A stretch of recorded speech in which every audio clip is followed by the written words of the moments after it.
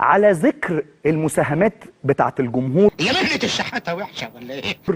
امبارح الاستاذ ممدوح عباس الرئيس الشرفي لنادي الزمالك، واللي للامانه مجهوداته لا ينكرها نعم في ايه؟ الا الناكرون. بعد ما تعب الموسم ده بكل امانه الراجل دوت قدم حاجات حلوه للزمالك بدون شك. ايوه اتكلم امبارح على دور الجمهور بعد ما تطبيق زملكاوي اعلن ان التبرعات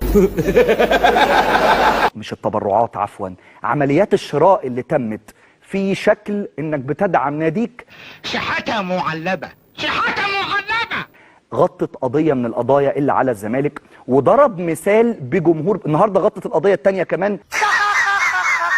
احمد توفيق بيقول لي اعلنوا ده فعلا صلاه النبي اللهم صل على النبي. استاذ عمرو عبد المحسن رئيس تطبيق زملكاوي اعلن دوت. ده راجل شحات محترم. طب عظيم جدا، يبقى احنا كده بنتكلم على قضيتين.